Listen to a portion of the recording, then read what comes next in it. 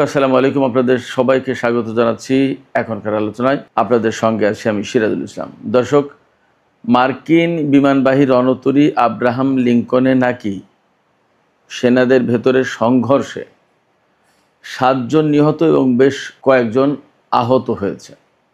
এই খবর দিয়েছে ইরানের সংবাদ মাধ্যম তাসনিম নিউজ, এবং তাসনিম নিউজের বরাতে এই নিউজ করেছে প্রেস টিভি। এছাড়া টাইমস অফ ইন্ডিয়াও এই নিউজ দাবি আকারে প্রকাশ করেছে, অর্থাৎ অমুক সূত্র দাবি করেছে, এইরকমভাবে করেছে।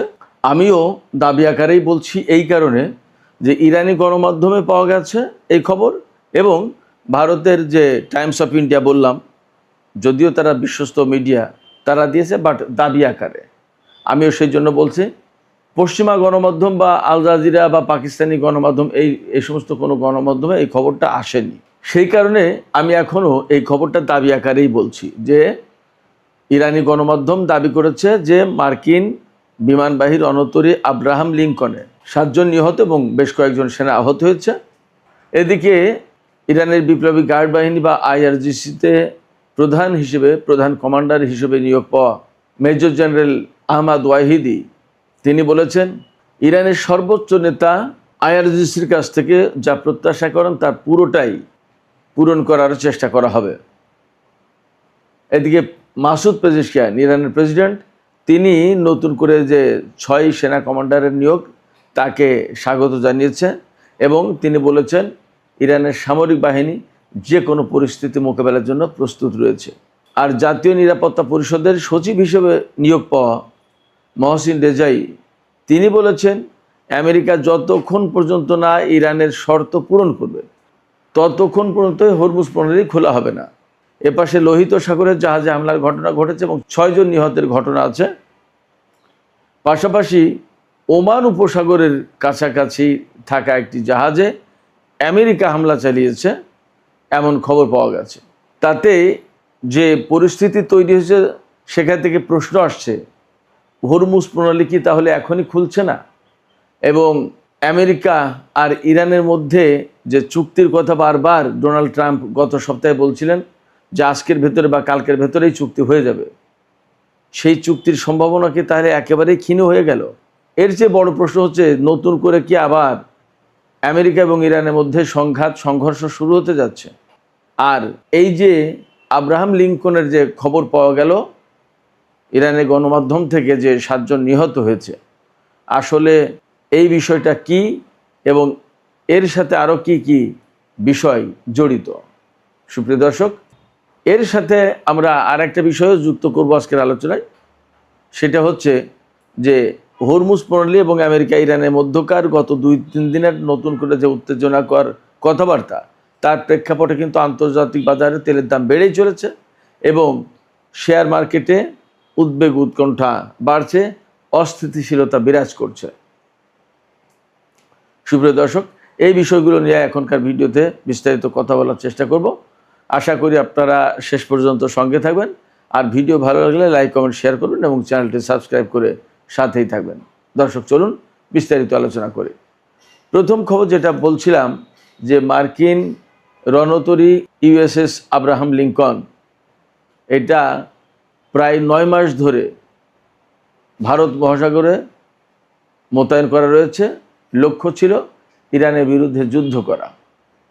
2025 সালে অর্থাৎ গত বছরের নভেম্বর মাসে এই জাহাজ ভারত মহাসাগরে মোতায়েন করা হয়, এবং তখন ডোনাল্ড ট্রাম্প বিশ্বের সর্বাধুনিক এবং বৃহৎ যুদ্ধ জাহাজ হিসেবে, বিমানবাহী রণতরী হিসেবে ইরানকে ভয় দেখিয়েছিলেন।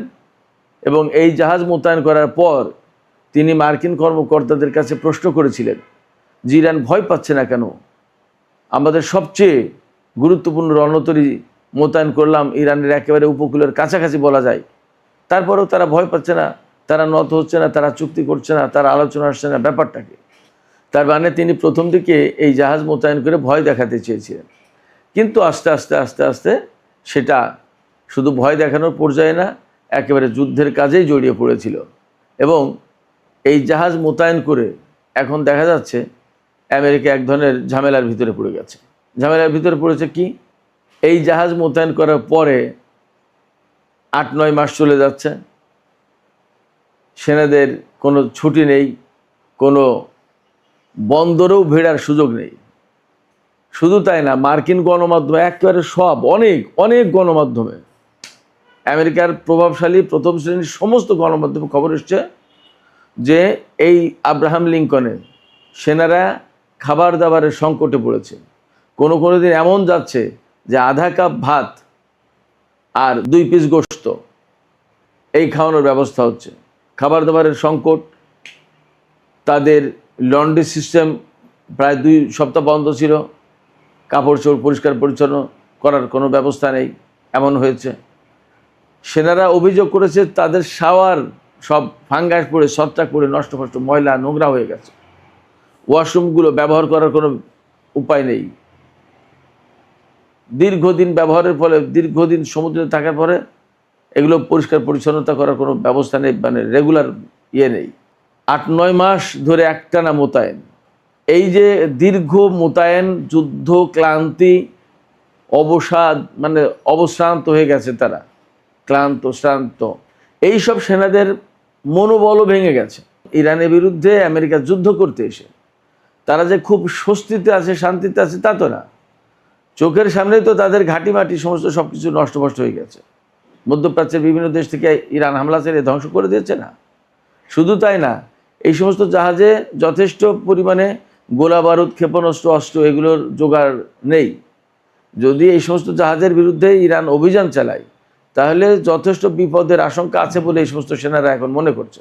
তারা বিরক্ত, ক্লান্ত, পরিবার পরিজনের সাথে আজ এত মাস বিচ্ছিন্ন।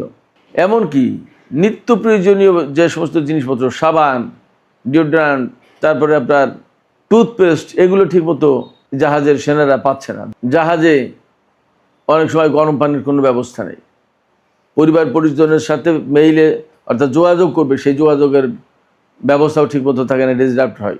আর নৈতিক মনোবল তো একেবারেই ভেঙে পড়েছে।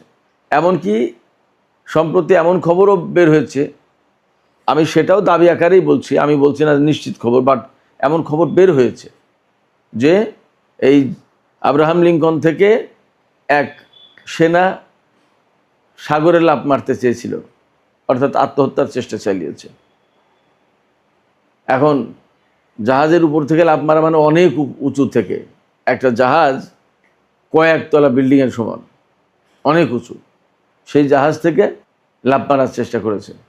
জাহাজে যে গোলযোগ, মারামারি বা হত্যাকাণ্ডের ঘটনা বা হতাহতের ঘটনা প্রকাশ করা হয়েছে প্রেস টিভিতে বা ইরানি গণমাধ্যমে বা টাইমস অফ ইন্ডিয়াতে, তাতে দাবি করা হচ্ছে যে এই যে জাহাজের কন্ডিশন, এই কন্ডিশন নিয়ে 1-1.5 সপ্তাহ আগে সম্ভবত এই জাহাজে মোতায়েন যে সেনা, তাদের পরিবার পরিজনের সাথে আমেরিকার সেনা কমান্ডাররা কয়েকজন আমেরিকা আর কি কথাবার্তা বলেছে, একটা মিটিং করেছে, মত বিনিময় করেছে।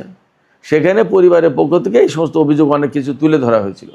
তুলে ধরলে সেখানে সেনা কমান্ডার অনেকেই এই সমস্ত বাস্তব সংকটের কথা তারা স্বীকার করেছে।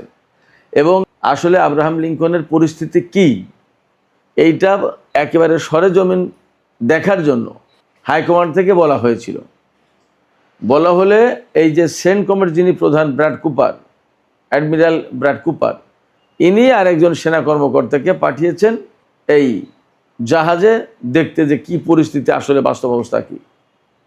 তো সেই সেনা কর্মকর্তা এসে এখানে যখন সেনাদের বাস্তব অবস্থা, জাহাজের পরিস্থিতি বোঝার চেষ্টা করেছেন, জানার চেষ্টা করেছেন, আলাপ করেছেন, এই আলাপ এই জানা বোঝা করতে গিয়েই কিছু সেনা উত্তেজিত হয়ে পড়ে খেপে যায় এবং এখানে তীব্র বাকবিতণ্ডার সৃষ্টি হয়।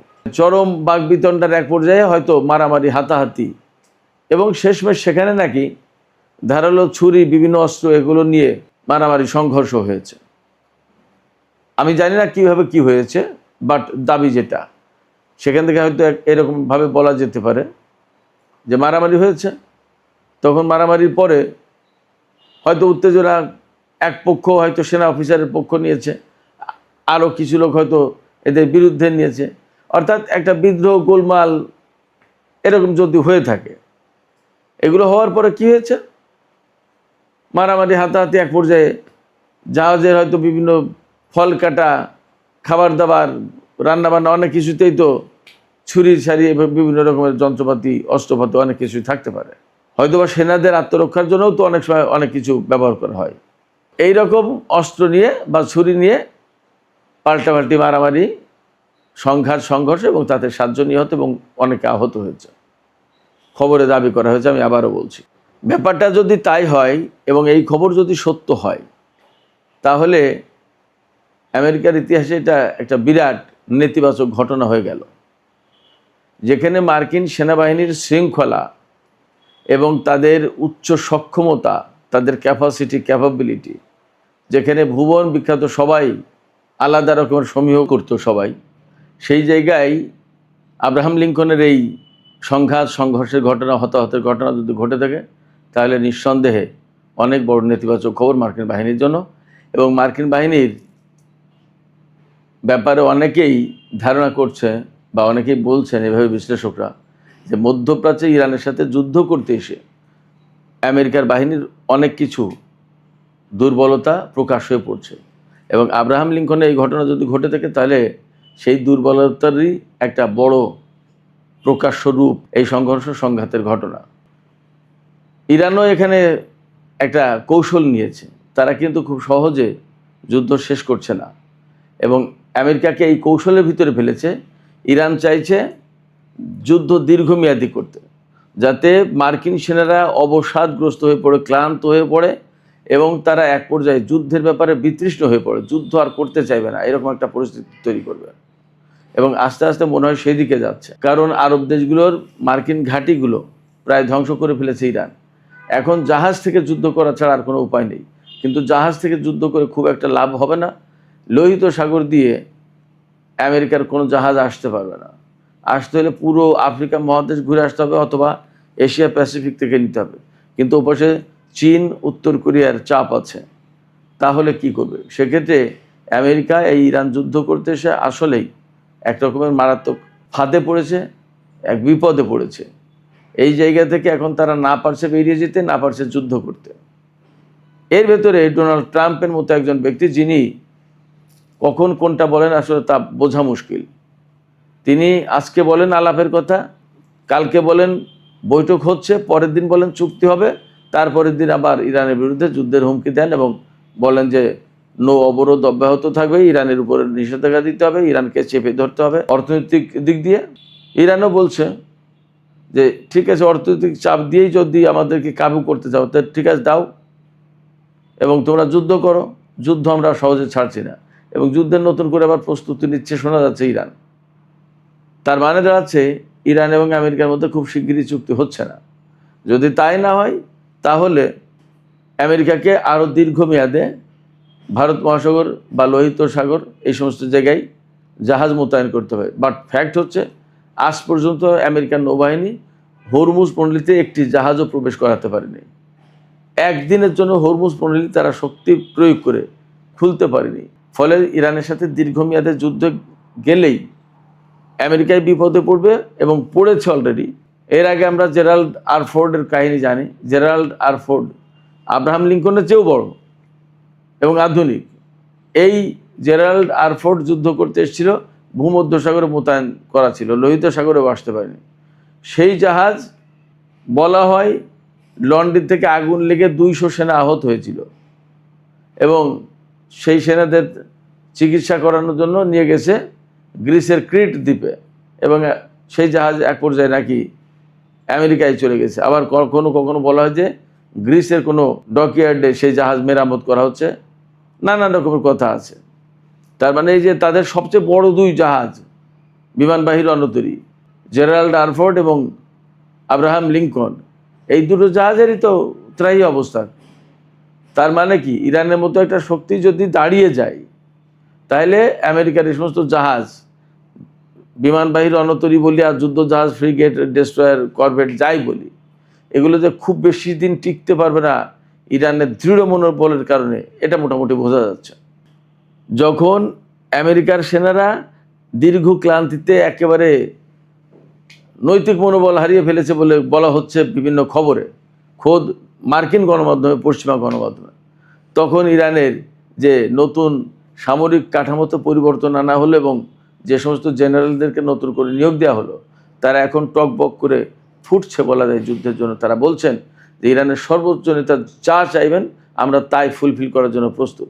অর্থাৎ ইরানের সর্বোচ্চ নেতা যদি বলেন এখন যুদ্ধ করতে হবে, মার্কিন বাহিনীকে মধ্যপ্রাচ্য থেকে তাড়িয়ে দিতে হবে, তাহলে জীবন বাজি রেখে যুদ্ধ করতে আমরা প্রস্তুত। এবং গতকাল কিন্তু আমরা খবর দিয়েছিলাম যে ইরানের সর্বোচ্চ নেতা বলেছেন যে গোয়েন্দা কার্যক্রম বাড়াতে হবে, অভিযানের প্রস্তুতি নিতে হবে। এর মানে দাঁড়াচ্ছে কি, ইরান খুব সহজে ছেড়ে দেবে না। আর এর অনেকগুলো বড় কারণের ভিতরে একটা কারণ, ইরানের সর্বোচ্চ নেতাকে হত্যা করা হয়েছে, তার ছেলে বর্তমানে সর্বোচ্চ নেতা। তিনি নিশ্চয়ই বাবার হত্যার প্রতিশোধ নেওয়ার চেষ্টা করবেন এবং ইরানি জনগণকে যেভাবে হত্যা করা হয়েছে তারও প্রতিশোধ নেওয়ার চেষ্টা করবেন। যে ব্যক্তি জীবনকে তুচ্ছ করেন তার কাছে কিন্তু এই প্রতিশোধ পরায়ণ হওয়া কঠিন কোনো কাজ না। সেক্ষেত্রে মধ্যপ্রাচ্যে খুব সহজে শান্তি ফিরে আসে এটা ভাবার কোনো কারণ নেই এবং আমেরিকার জন্য খুব সুখের দিন আসছে এমনটি ভাবার মনে হয় সুযোগ নেই। পরিস্থিতি যথেষ্ট জটিল। এই পরিস্থিতিতে ইরানের সর্বোচ্চ জাতীয় নিরাপত্তা পরিষদের সচিব মেজর জেনারেল মহসিন রেজাই তিনি বলেছেন ইরানের শর্ত মেনে না নিলে কোনো মতেই হরমুজ প্রণালী খোলা হবে না। শর্তগুলোর ভেতরে সবচেয়ে বড় শর্ত, ইরানের উপর থেকে নিষেধাজ্ঞা প্রত্যাহার করতে হবে, ইরানের বিদেশে আটকে থাকা অর্থ ছাড় করতে হবে, লেবানন গাজা সহ মধ্যপ্রাচ্যের সমস্ত জায়গায় যুদ্ধ বন্ধ করতে হবে, আরও অনেক কিছু আছে। এগুলো না মানলে ইরান আমেরিকার জন্য হরমুজ প্রণালী খুলবে না, হরমুজ প্রণালী কারোর জন্যই খুলবে না। এবং বিশ্ব অর্থনীতি তো খুব খারাপ অবস্থা, নাজুক পরিস্থিতি। তেলের দাম বেড়েছে, গতকাল তেলের দাম বলেছিলাম $88, আজকে আমরা খবর জানতে পারলাম প্রায় $89, হয়তো এখন আরও বেড়ে গেছে কিনা কে জানে। বিশ্বের শেয়ার মার্কেটগুলোতে খুব অস্থিতিশীল অবস্থা, অর্থনৈতিক দৈন্যদশা বিরাজ করছে সারা বিশ্বে, তেল গ্যাসের যোগান নেই। এই অবস্থায় আমেরিকা কতদিন এই যুদ্ধ চালিয়ে নিতে পারবেন এবং বিশ্ববাসী আমেরিকার উপর চাপ সৃষ্টি করবে না তার কিন্তু নিশ্চয়তা নেই। সেক্ষেত্রে একথা অবশ্যই বলা যাচ্ছে, আব্রাহাম লিঙ্কনে 7 জন সেনা মারা যাক না যাক, আব্রাহাম লিঙ্কনের সংঘর্ষের ঘটনা ঘটুক বা না ঘটুক, পরিস্থিতিতে আমেরিকার অনুকূলে নেই তা বলা যাচ্ছে। সুপ্রিয় দর্শক, আজকের আলোচনা এখানে শেষ করতে চাইছি। আলোচনা শেষের আগে আপনাদের মতামত জানতে চাওয়া, আপনারা কি মনে করছেন আব্রাহাম লিঙ্কনের যে ঘটনার খবর পাওয়া যাচ্ছে সেই ঘটনার সত্য মিথ্যা যাই হোক, আসলে যা পরিস্থিতি তা তো এমনটা মনে হচ্ছে যে এইসব সেনা তারা আর যুদ্ধ করার মনোবল রাখছে না, বরং তারা যুদ্ধ করার মনোবল হারিয়ে ফেলেছে। আপনাদের কি তেমনটি মনে হচ্ছে? আপনাদের কি মনে হচ্ছে যে আরও 2-4 মাস 5 মাস যদি যুদ্ধ করতে হয়, সেই যুদ্ধ টেনে নিয়ে যাওয়ার অবস্থা আছে আমেরিকার সেনাদের? তাদের যে মনোবলের যে পরিস্থিতি আমরা দেখতে পাচ্ছি। আপনাদের মতামত জানিয়ে কমেন্টে লিখতে পারেন। আর ভিডিও ভালো লাগলে লাইক কমেন্ট শেয়ার করবেন এবং চ্যানেলটি সাবস্ক্রাইব করে সাথেই থাকবেন।